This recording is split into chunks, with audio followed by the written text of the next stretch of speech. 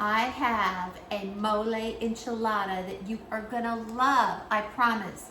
Usually enchiladas are filled with meat and cheese and sour cream, and frankly they're kind of gloppy. I guess that's a highly technical culinary term, gloppy.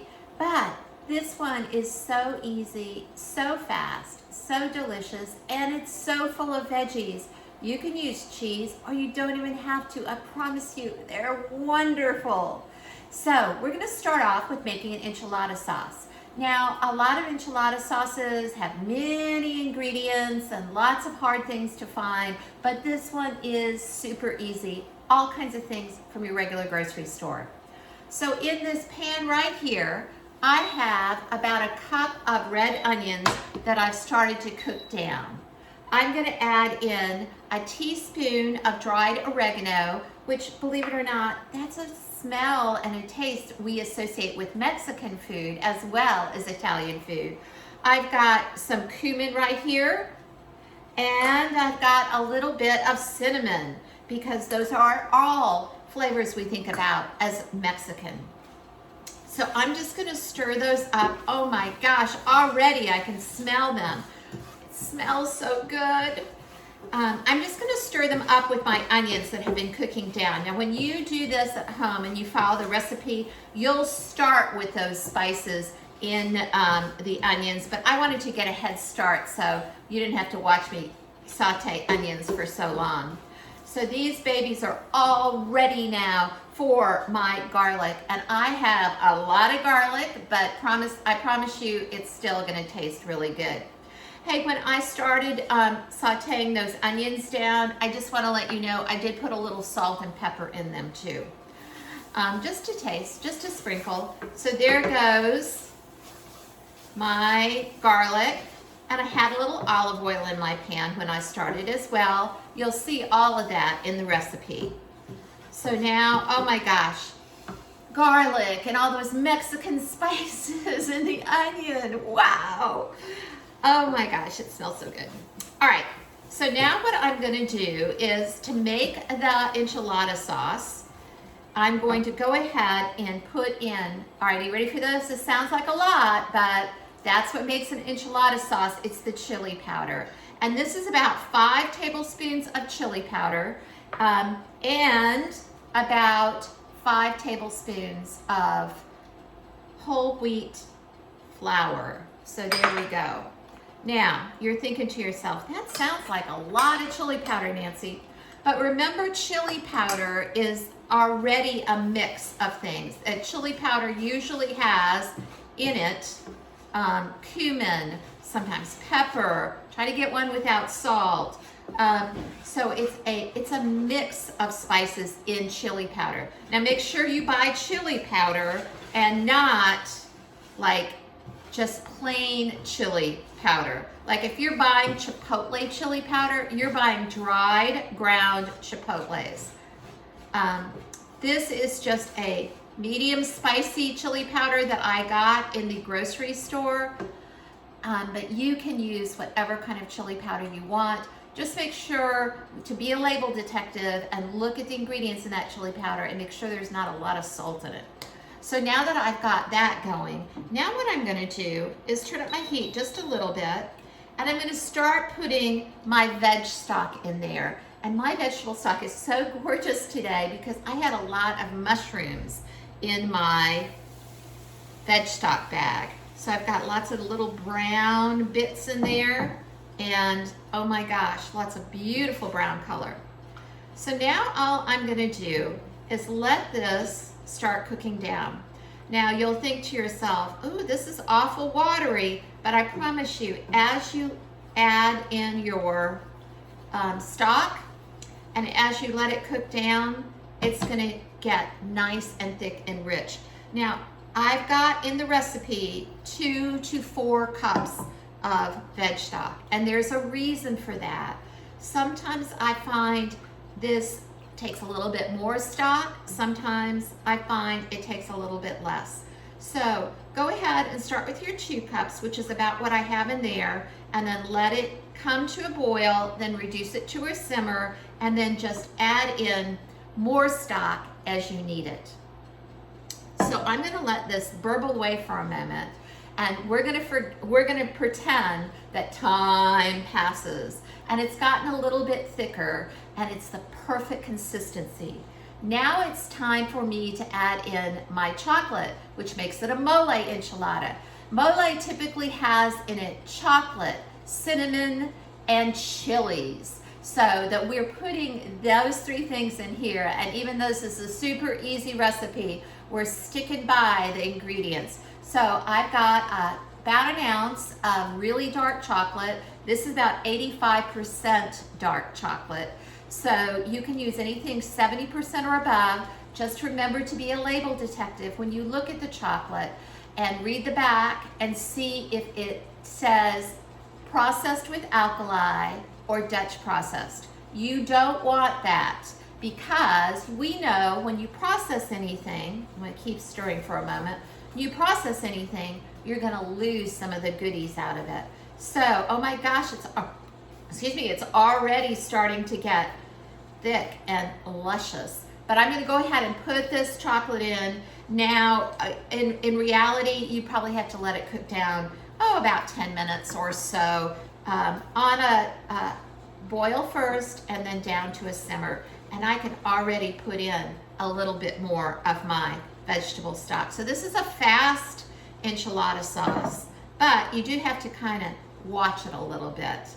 But it tastes so good, y'all. It's rich with that chili powder, and especially when you use your own veg stock that you've made, and then that chocolate at the end, it just makes it taste so good. And when I chopped the onions for this, I was careful to make the onions pretty small because I wanted them to not be big chunks. So we'll let that continue to just burble away while I show you what we're gonna do to make the enchiladas. So first of all, I have just a casserole dish, and I have sprayed it with a little olive oil spray. And then I took my enchiladas, and you know, a lot of people, when they're making enchiladas, they fry their enchiladas first to make them soft. Well, I have one of these really cool tortilla warmers, but if you don't have a tortilla warmer, you can put them in a kitchen towel and put them in the microwave for about a minute. You don't even really need to wet them, just a little bit moist kitchen towel. But this will give me beautiful tortillas. Look at those. And I just put, if you have a tortilla warmer, I just kind of put the parchment around the tortillas. The idea is not to cover them completely with the paper, but just to put enough to separate them. So these are my tortillas. Oh, look at this. It's just burbling away. It's so gorgeous. And I'll put a little bit more stock in there. Yay. Now, I'll set these aside and show you what I have. Actually, I'll grab one so I can assemble a enchilada for you. So here's what I have to put in my enchiladas today. I have some baby spinach. You could use baby spinach, baby kale, anything like that. I have some black bean. Oops, I don't think you can see that. Let me move it closer. I have some baby spinach. I have some black beans here. I have some mushrooms that I roasted. I sliced and roasted. I have some peppers. Now you could use roasted red peppers out of the jar if you wanted to, but you guys know how to roast your own peppers. And y'all, I found some beautiful poblanos. I found some red peppers. I found some banana peppers. So I just roasted them all. And if you have any questions about roasting peppers, I'll make sure and put that information on the bottom of the recipe. So there we go. I just have an assortment. You could just use regular bell peppers. I like corn in my enchiladas, and then I have some white hominy here. So while my enchilada sauce is burbling away over here, I've got some that I made earlier. And this one recipe of enchilada sauce will make quite a bit of enchilada sauce. What I found that it will make about 2 casserole dishes of enchiladas. And I'll show you the finished enchilada in just a moment. So this is what it's gonna look like when it's finished. See how lovely and thick and rich that is in there? So we're gonna start with our enchiladas by just putting some sauce right on the bottom of our pan here, or our dish. And I'm just gonna move it around so it covers the whole dish. Yay. Okay, so y'all see that? So next up, what I'm gonna do is just start with my tortilla, my warm tortilla, and I'm gonna choose what I wanna put in here. Now y'all, you can use your imagination with what you wanna put in here. If you do wanna put cheese in here or something else, please feel free. I mean, I'd even put roasted like Brussels sprouts and broccoli and cauliflower in here that I had left over. So this is a good one to clean out the crisper drawer too. So I'm gonna start with a few peppers here.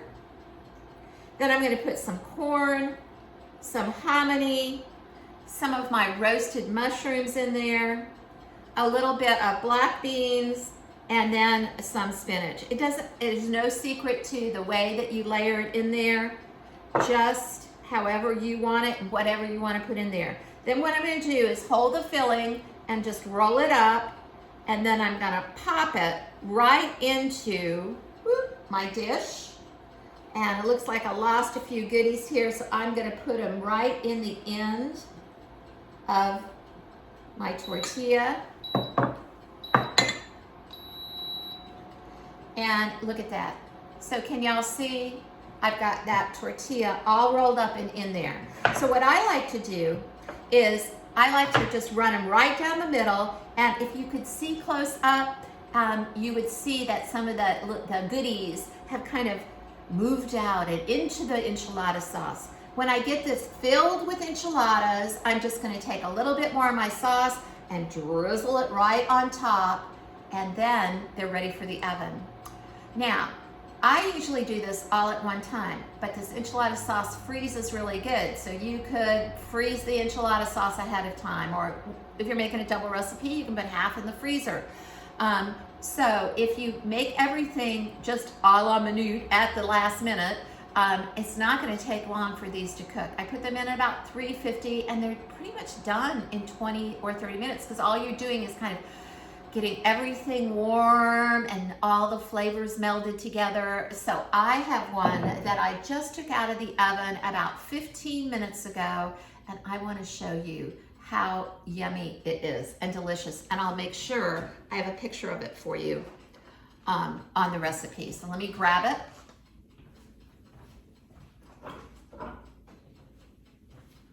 So here it is. So you can see that my enchilada sauce, I just put down the middle, but it all oozed out on the side and all the goodies are there. And then, you know, so this one doesn't have cheese on it. You could put a little bit of cheese. What I like to do is serve it up just like this. And then I also serve it up with a little bit of avocado, some cilantro, and some lime to squeeze on the top. Now, I hope you make these enchiladas. They're perfect for February. It's chocolate month, but I will tell you they're good any time of the year. So use this recipe, make the enchilada sauce. It will be fun to have it in your freezer so you can grab it out and make enchiladas anytime. I hope you enjoy this recipe. Until the next chocolate one.